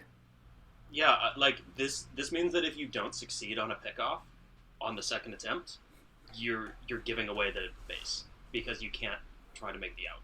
Exactly. You you just have to make the out. Yeah, but that gives so much advantage to the runner. And like maybe there's that runners are at a huge disadvantage already and like that kind of stuff. But like that adds like a weird... It's very weird and I don't like it. Yeah, that means that a runner has to behave differently depending on how many pickoffs have been thrown. And also, like, what about step-offs for other reasons? Like, that shouldn't affect... Yeah, they what don't want pitchers stepping off when you're pitching and you need to step off. Like, that shouldn't affect, like, the runner dynamic. And also, as an umpire, I don't have another counter there. Like, I don't have an extra wheel to turn for every plate appearance for step-offs. Like, that's not a thing that I have. That sounds like just a weird thing to have to adjudicate. Mm-hmm. All right. Guys, I got a rule proposal, though. Okay. All right. Imagine you're at bat and you hit a pop fly. And it goes foul. Okay. And it's a magical game in the future where fans are allowed to be present. All right. And a fan catches the ball. Should you be out? The Savannah Bananas do think you do. Savannah Bananas do think you do. Savannah Bananas and their proposed rule changes. Oh man, if I can get the screen on my thing, then yes, definitely. Because I completely closed the tab with the rules in it, so I have to find it back. But yeah, if you're maybe explain what the Savannah Bananas are first. Yeah, so I was about to. Yeah, so the Savannah Bananas are a team in like organized baseball who have a bunch of minor leaguers on their team currently who are currently without a team, and they're paying them to still be able to play. However, they are very much a fan-run team. I feel like they are. I don't know a lot about them, and I think we should preface this that we're going to talk about the Savannah Bananas more in the future. Maybe make some more content on them because they're so much fun. They are. But they are. What we want to talk about today specifically is the fact that they have some. They call them banana ball rules. Like they don't play baseball; they play banana ball. Yeah, that's basically what's going on here. And there's like basically 9 rules that they have. And because we were talking about the rule changes that MLB is like currently testing in the minor leagues, we felt like it was appropriate to also talk about the rules that they are already just implementing in their games. So they just play in the Banana League when they're playing Banana Ball. All right, so we're going to talk about 9 rules that they have implied in their games. So the first one is that every inning counts. So instead of at the end of the game where you count up all the runs that you score and the team that scores the most runs after 9 innings wins the ball game, they say the team that scores the most run in an inning gets a point. The first team to 5 points wins the game. The inning is over once the home team takes a lead or 3 outs are recorded on the home team. So this means that a game is... like a tennis game. It's like a tennis game. Yeah, it's like a game set match finder. That's interesting because new innings still start with your lineup in the place that it was. Yeah, exactly. But that makes it a lot very very interesting, like a much more strategic game. So basically, like what they mean when they say like the inning is over once the home team takes a lead. Is basically that inning. It's like every inning is a 0-0. Exactly. Yeah. I guess that's what they And then they get a point, and then they go on to the next inning. Yeah. There's also a 2-hour time limit.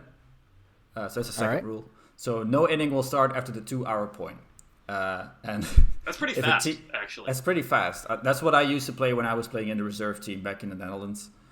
They play. It's a men's league, but they play at the 2-hour time limit. We have 3 hours in our current league. Mm-hmm. Yeah. But 2 hours is fast. It's very Especially fast. Back in the day where everybody hits, everyone who's in the lineup hits. So it doesn't matter if you're in the field or if you're on the bench, you hit. So if you have 19 players on your team, everybody hits. So you would get like 1 or 2 at-bats a game. So love it. Anyway, if a team has not reached 5 points, the game will go to a showdown tiebreaker. I have no idea what that means, but it sounds a lot of fun. It's one of the other rules. Okay. Number 7. We'll get there. All right. Yeah. So there's one. Number 3 is one that relates to something we've already talked about. Is that? It's not. Sorry. No stepping out.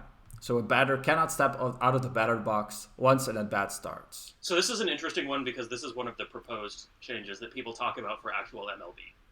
Yeah. It's already supposed to be there, right? You have to have 1 foot in the box. Yeah, 1 foot in the box at all times. But here which doesn't really do much. No, here if you step out of the box at any point, it's a strike on the batter. It's just you have to stay put. Even after hitting a foul ball, you want to hit a walk and look at your bat a little bit. Strike.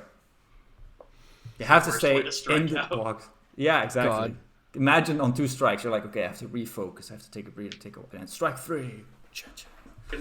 Imagine you have a 22 pitch at bat like that. Oh yeah, and then you strike out on this. You never even shift your feet. No. God.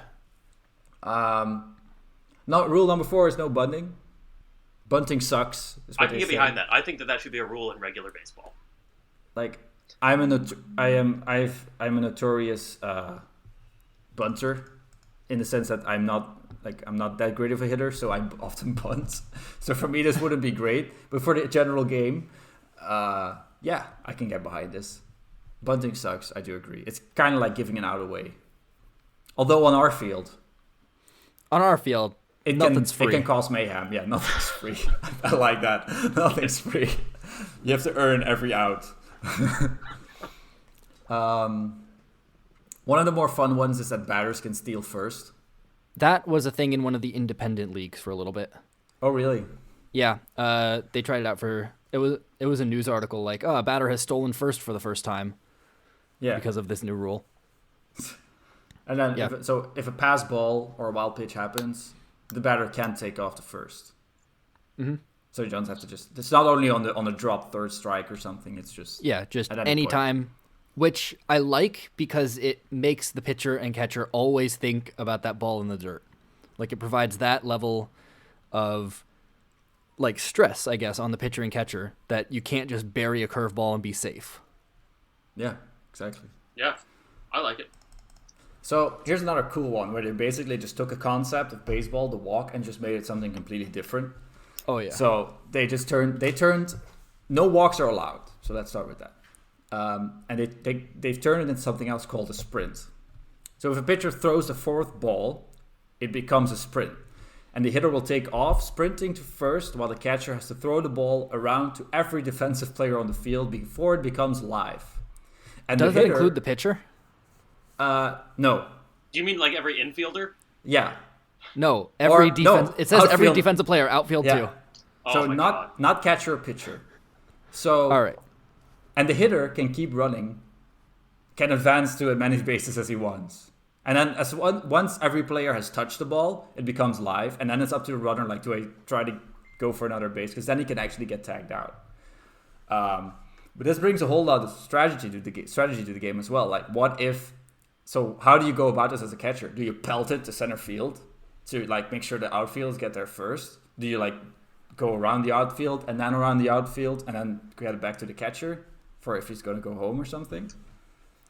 Yeah, the outfielders have to sprint in to get closer. Yeah, exactly. Yeah, exactly. Less likely that they're going to throw the ball away. Yeah, I think you can't start running because what if he hits it over you, the hitter? See. I think my strategy is you go left to right field, so you go pelt it to left field, then center, then right, and then just around the horn in the infield in the opposite direction, so you end up at third base. Following the batter. Oh yeah, that makes sense. Or the runner. And like you go, all right, this is going to be at most a double. Yeah.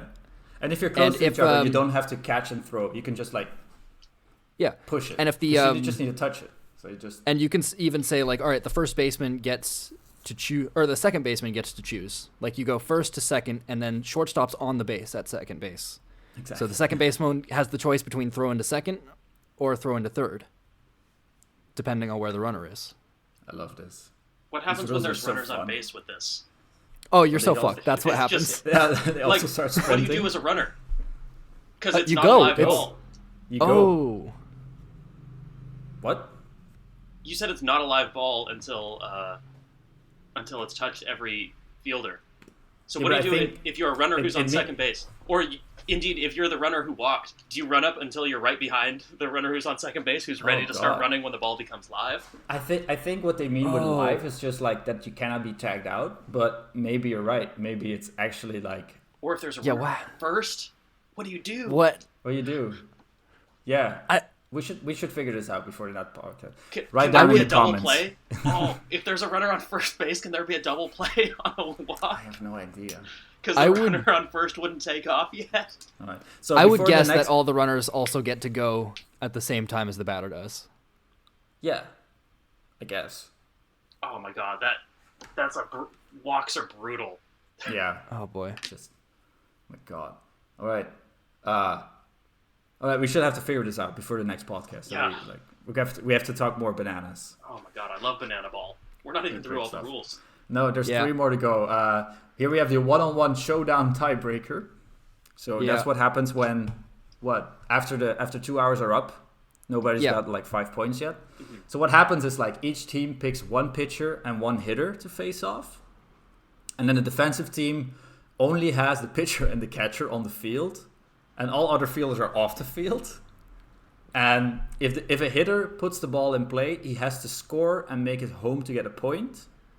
And if the ball is put in play, the pitcher is allowed to chase the ball and throw the ball to the catcher for a play at the plate. Who do you put in? Oh my god! Do you put in your best hitter? Because often, like the good power hitters are like chunky boys. Yeah, exactly. Like, I think you put in a speedster like. The ideal person in this scenario is Prime Ichiro. Yeah. That's the ideal hitter. Also. Yeah, because you get your whoever your speediest pitcher is. But do you want your speediest pitcher, or do you want your pitcher who's going to get the out? Throwing, or your hardest throwing pitcher? So he doesn't have to get the out. He just has to prevent him from scoring. That's the thing. He has to not walk him and prevent him from scoring. So, although I think any ball to the outfield is like a done deal if you have a fast hitter. Yeah, but it's got to be so exciting to watch. But also, like, if you put in a pitcher who you're like trying to get a fast runner and stuff, like that's not necessarily a pitcher who's not going to get shelled by the hitter. No, exactly. Like, yeah, so you have to be like, or do I try to strike him out, or do I put someone in that I know can make the out? Yeah, and it's a tough choice on both ends. Yeah. So what if CC Sabathia's pitching, for example?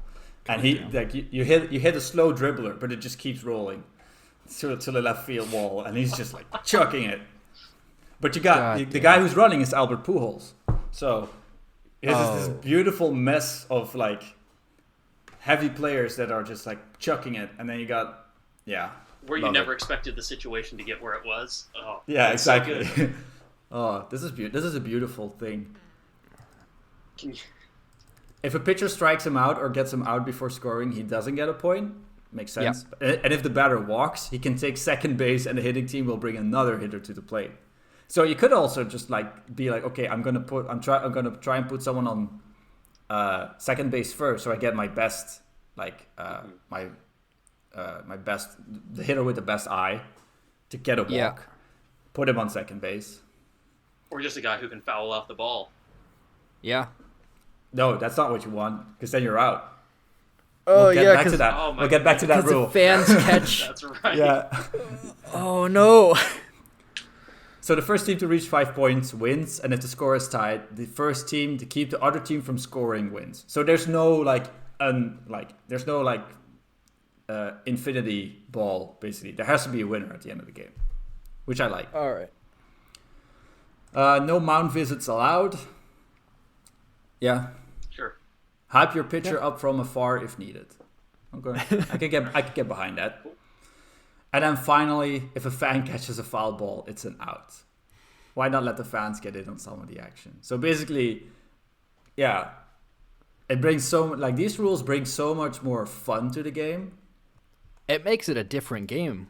That's the thing. Sure, it's banana ball, but it's so in fun. essence. But in essence, it's still a pitcher throwing to a batter. Like the general rules, like I think the core of baseball is still there. Same rules, same base citizens. It's just like different usage for the game. I mean, it's like how softball is a different game. Not to compare this to softball, but like they're different games, but they're the same game. Yeah. Yeah.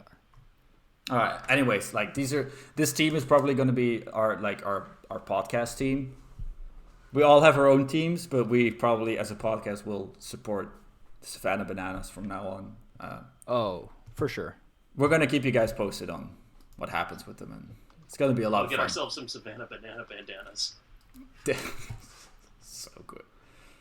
Oh boy. I ate a banana during trivia break. I saw that. Yeah, just get in the mood. I also have a waffle here. I didn't eat it yet. All right. Speaking of waffles, I have nothing on waffles to say, but I'm just trying to make a segue. To my game, I guess. All right. So the rules of Twan's game, let's call it Twan's game, is basically that I have here 5 baseball players who have all played for several teams. And I'm going to tell the player to Ollie and Barney, and then I'm going to say how many teams that the player played for, and then both can bet on how many they will be able to get right. So I will ask Barney, can you say 1 team? And Barney will say yes. And then I ask Ollie, can you say 2 teams? And then Ollie will say yes. Oh, wow. Overestimating our abilities. For example. Yeah, you're going to ask Barney, can you name 1 team? And I'm going to say, no, who's that? No, who is this guy? Who do they play for? Warm body. Who is this warm body? If Barney says I can name 2 teams, and he names the 2 teams, he will get 2 points. Mm-hmm. If Barney is unable to name 2 teams... When Barney is unable to name 2 teams. When Barney is unable to name 2 teams, the turn goes to Ollie. Mm-hmm. And if Ollie can name 2 teams, he gets the points. All right. You're not allowed to make a mistake, so you can't guess. But you can guess, but if you guess wrong, the turn goes to the other player. Or you I guess all 30 teams. You can't do that. It's in the rules. This is not banana ball. All right. This is a serious game. This is real? This is real. And the first person is the boomstick, Nelson Cruz, who has played for 5 teams. Barney, can you name 1? Yeah. Okay. Ollie, can you name 2? Yeah. Barney, can you name 3? Yeah. Ooh. Ollie, can you name 4? I cannot. You cannot name 4. All right. No. Barney, can you name 4? No? 3? Okay. Maybe. Maybe. All right, go ahead. Minnesota Twins. Correct. Seattle Mariners. Correct. Yankees? No. Oh, damn. No. Can you remember Nelson Cruz's most famous World Series moment? Also, David Freese's triple to tie up the game with 2 outs and 2 strikes in Game 6. Cardinals against the Rangers, no? Man, you're just giving me answers here. Come on, the best Game 6. Oh, sorry. God damn it. Ollie, which one of those two were you going to take? Okay. All right. Ooh. Sorry. Ooh. Okay. How are we going to solve this? We're going to skip Nelson Cruz. Yep. All right. Neither of us get points. Dang it. Okay, I'm sorry. I forgot that Ollie had a chance to guess. I'll find a different player for a potential tiebreaker. Other teams he played for were Texas, Baltimore. Yep. No, you guessed Baltimore, didn't you? No, I didn't. And the one that surprised me was Milwaukee. Huh. He played 8 games for Milwaukee. God. So not bad. Yeah, I do this thing in my head where Yeah. I turn Nelson Cruz and Robinson Cano into the same person. I feel like some people have done that before you as well. Yeah. Okay. All right. Next up is one of the Rockies. Oh, fuck, I did it again. I'm guessing that the Rockies is the one. obvious answer. I can name one. Who's the Skipping player? that one. I'm skipping that one. All right. No, who's the player? Edwin Encarnacion. Oh. He played for... Okay, 1 second. He played for a lot of teams. Yeah. 7. 7 teams. Oh, my God. Yeah, 7 teams. Ollie, can you name 1? Yeah. All right. Barney, can you name 2? Yeah. Ollie, can you name 3? Yeah. Barney, can you name 4? Yeah. Ollie, can you name 5? 5 of his 7 teams. We're gonna go with 5. Okay, Ollie goes 5. Barney, can you do 6? No way. No way? Ollie, can you do 6? No, Okay. I'm not risking that. All right, go ahead. All right. So we got the Mariners. We got the Blue Jays. Yeah? We got the White Sox. Yeah? I just That's lost one 3. of the teams. Yeah. I think we have the Minnesota Twins. No. No. Unfortunately not. No. Dang it. Barney, can you name 2 more teams? Yeah, so we got the White Sox, Yeah? the Blue Jays, and Yeah. the Mariners from that. Yeah? Yankees. Yeah? 4? I forgot he played for the Yankees. Rockies. No. No rocks. Unfortunately. Oh, the Phillies. No. Oh, damn. No. No, you're thinking of Bautista. Yeah. Am I thinking of... Okay, so God damn it. he also played for Cincinnati and Cleveland. And I forgot Yeah. about the Indians. I was thinking of Cincinnati. I was thinking of the red jersey. Indians and the That's why I Yankees. That was thought it. Phillies. I almost fucked up again because he always played for 6 teams instead of 7. But yeah, nobody gets point on this round. Woo! So after a series of blunders by me and a half blunder that didn't turn into something massive eventually, we finally finished our first round. on to round number 2. Dexter Fowler, who played for, and I hope I can count correctly, 4 teams. 4 teams. Talking about regular season games. 4 teams. Barney, can you name 1? Yeah. Ollie, can you name 2? I don't think so. No, I only got the 1. I should know 2 because we just talked about him on the pod, on the off-season grading, but I can't remember the other team. Remember, regular season games, yes, I've played for this team. Oh, right. So he Barney, doesn't. So the team he's currently on doesn't even count. Oh, fuck. It doesn't? God. No, I'm sticking with 1. Sticking with 1 ball, Sticking with my Barney? 1. All right, go ahead. Cubs. That's true. Yeah, World Series winner with the Cubs. Played for St. Louis. And I was thinking of the Cardinals. The Cardinals were my team. Yeah. I didn't remember that he played for the Cubs. Yeah. No, you don't get a bonus point for the Angels.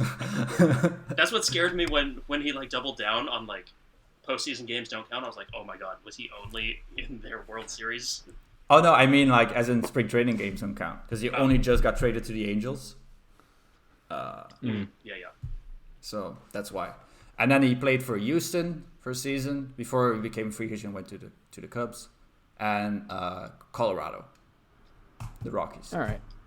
So and then he got reunited. He got reunited with Arenado this offseason, but then was traded to the Angels. So sad. I think exactly like tweet of the it was 2 hours after they got. It was that and the one where there was under the 2019 tweet of the Colorado Rockies celebrating that they signed Arenado to an extension. Somebody just tweeted under it after he was traded to the St. Louis with "Woo!" Just a bunch of sad. Okay, so after 2 rounds, the score is 1-0 in Barty's favor. We're gonna play 5 rounds in total, and this is the final one I had prepared, but I will also add 2 more players because I fucked up the other dudes. Wait, are we following banana ball rules? Yes, I guess. Each round, the winner of the round gets a point. I guess. No, we'll just count up all the points. So round number 3 is Zach Greinke, who pitched and hit, but just played for a bunch of teams. In total, he played for 6 teams. Oh boy! Wow. Ollie, can you name 1? Yeah. Okay. Barney, can you do 2? Yeah. Ollie, can you do 3? I want to say yes, but I'm trying to think whether I've just like meshed one of these teams. Dude, just what are you doing if yes. you're not going for it? Exactly. What? What are you doing if you're not going for it? That's fair. All right. Yeah. So you said 3, right? Yeah. Okay. Barney, can you do 4? Hell no. Okay. Ollie, 3. Watch me just overbid every single time. All right, so we got the D-backs. Yeah. We got the Astros. Yeah. All right. And now, I can't remember. Right. We're only doing regular season games, right? Yeah. Is he on a new team this year? I'm going to go with the Dodgers, and I don't think it's actually the Dodgers. It's the Dodgers. Oh, it is the Dodgers? He played for the Dodgers between 2013 and 2015. Yeah. Yeah. He had his best season in 2015, and then he moved to the Diamondbacks for that stupidly large contract that he got. Ollie gets points. Ollie gets 3 points. The other teams he played for? He won the round. No, it's not. That's not how. No. That's not. We decided on this before we started the game. So it's 3-1 for Ollie. He also played for Kansas City, Milwaukee, and this is one I wasn't aware of. He played 13 games for the Angels in 2012. Dang. Was pretty good for them down the stretch. Okay, now I have to find other players real quick. Who, out of curiosity, who was the Rockies player you were talking about? Ian Desmond. I would have known 0. Yeah, I couldn't even tell you he was on the Rockies. So there's a bunch of easy things here, so I can go like Clayton Kershaw, but that doesn't, or Yadier Molina, but that doesn't really doesn't get you going, does it? Wait, it's my turn to pick first, right? Yeah, but I'm not. Can you do once Yadi? again? I'm not, but that only gets you 1 Wait, point. so we've done 3 rounds, right? Yeah, so 2 more rounds. All right. I would say for the last 2 rounds, each of us picks a player, but the other person gets to make the first bid. Like they can say, "All right, I can do this many teams," and the bidding starts from there. I feel like we are turning this into a democracy. So if Barney agrees with that format, this playoff format, And you don't get to look up what teams the player's done. You pick a guy that you think you know a lot of. I agree with it to be a good sport. I think I'm going to lose in this format. Okay. But I agree with it. Okay, then I guess Ollie, you like, because Barney is behind, you get to pick your player first, and then Barney gets first guess. Are we agreeing on this, or the other way around? Barney, do you want like in the final round? Do you want to pick your player? So if. Okay, but then I say that we're different. We make the difference in that the other player gets to like decide has to guess how many teams he can pick without going like back and forth. Mm-hmm. So instead of like, hey Ollie, can you do one? Barney, can you do two? Barney immediately says, okay. I can do this many teams. Okay. All right. Ollie, say your player, and I will look up how many teams he played for, and then Barney can decide. All right. The player is Jose Bautista. Oh, we've done this one before, but I don't think you guys have remembered how many teams he played for. All right. Did we do Bautista? Yeah, I think we did. I'm going to count real quick. Oh, boy. What's this? Oh, okay. 8 teams he played for. That's way more than I thought it was. Oh, my God.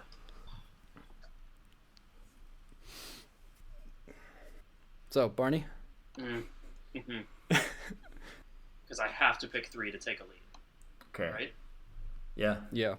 Ollie, can you do more than that? I can do 4. I thought Barney, we didn't get a chance to go back and forth. Well, okay. Do you want to change your guess? Oh, is that? All right, so that's how we're doing it. I meant as in we're not starting from 1. Yeah. I guess that wasn't clear. Oh, I see. No, there's no way I'm getting more than 3. I'm only guessing 3 because that's the only way for me to possibly take a lead, and then I have to hope that I can come up with a player that I know of that Ollie doesn't. Okay. That's definitely possible. Yeah. I don't know a lot of players. All right, so Ollie, you're putting your eggs in for the 4 basket. I am. Okay. Very beautiful basket. It's a good basket. All right. Go ahead. All right. 4 teams. So, got the Toronto Blue Jays. 1. The Philadelphia Phillies. 2. The Atlanta Braves. 3. And the Cincinnati Reds. I'm sorry to say that. Oh, you didn't play for the fucking Reds? Are not on this list. Oh, I could have sworn that was the team he came from. Where'd he come from? He's not a Jay originally. Baltimore. He played for the Baltimore Orioles. He played for the Rays. He played for the Royals. I was going to say the Royals. That was mine. That was yours? Yeah. He played for the Pirates. What? And he played for... he played for the Mets. The Mets and the Phillies and Atlanta, yeah. Could have sworn he played for the Reds. Oh, well. I'm still up Barney. 2. Yeah, the final round. And Barney's going to pick a player. Barney's got to pick a player that he knows 3 teams of and also more teams than I do. Yeah. That's what's got to happen here. There's no player.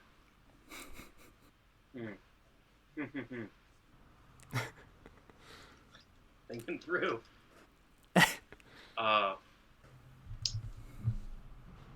Should add like a heartbeat. I assumed you were just going to cut out the silence. Oh, I am. Truncated silence is going to do a hell of a job. So I can see the pitcher's face in my head. Okay, that's what teams did he play for? he was on. Maybe I can help. Oh my God, we talked about him so much. Please, for the love of God, cut this, Ollie. Yeah. You TB? You mean TB? No, I don't mean TB. Now that there's pressure on, I can't think of his name. Did he win an award recently or something? Or no. Oh God. Is it a righty or a lefty? A righty. Starter or reliever? Starter. Righty starter. And we talked about him recently. We've talked about him a lot over the last year. Current player then. Current player. Over the last year. Did he go to a new team this year? Yeah. All right, then you can tell us that team because that won't count. Yeah, exactly. Oh God. Good call. Good call. Who picked him up? Odorizzi? No. Starter. I was gonna say Bauer again, but Kluber? No, not Kluber. Oh fuck. Righty, right? Yeah, I think. It was picked up this offseason by someone. Yeah. It was signed. Dang it. Oh fuck. All right, I'll pick. How much? I'll pick a new How player. much money? God, what is that guy's? He was on the Mariners and he was on the Blue Jays. Ken Giles. No, not Blue Jays, then Mariners. Taiwan Walker? Taiwan Walker. Oh Who I was God. going for. Okay. Yeah, but that would. Did he play for anybody except for the Mariners and the Blue Jays? I don't know.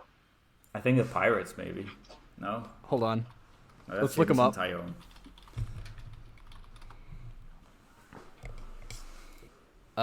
Yes, he has. There was potential there. Yeah. So he played for Seattle, then Arizona, then Seattle, then Toronto. Jesus. All right. For this, can I pick someone who's no longer playing? I picked Jose Bautista, so yes. Oh yeah, I guess that's true. All right, Nolan Ryan. Nolan Ryan. Oh, God damn it. Oh, I am wow. so screwed. This is good stuff. This is good stuff. Oh Nolan no. Ryan. The teams he played for. It's quite the list. Oh no. Okay. Yeah. Now I need to think of like more than one. It's I actually need to think of- it's 4. It's only 4. It's 4. Barney, you Okay. got to get 3 of them. Otherwise, we think- do this again. Oh my god. All right. If we end up in a tiebreaker, my suggestion is we each pick a player and the other person just names as many teams as they can from that player. No, wait, that doesn't work because then you just pick a guy who's only been on one team. I'll pick the player for the tiebreaker. You'll pick a player for the tiebreaker? All right. Yeah. Oh, what's one other? All right. Start us You need off, at Ollie. least 2, Barnes. You need at least 2. Yeah. How many do you think you can get? I don't. Hold on. I I can should know definitely what do teams. 2. Okay. I think for pure entertainment wise, it would be good if Barney just got his 2. Because then we can do the tiebreaker. But I'm just saying. I can't. I don't think I can name 2. Like if I were doing strategically, I would try to, and then force Barney to pick 3 or.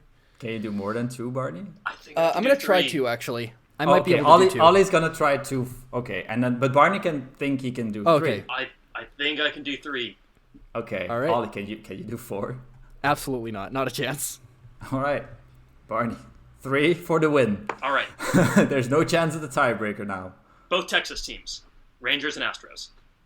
Yeah. I think he also played for the Angels. Congratulations, Barney. Yes. Damn it. Yes.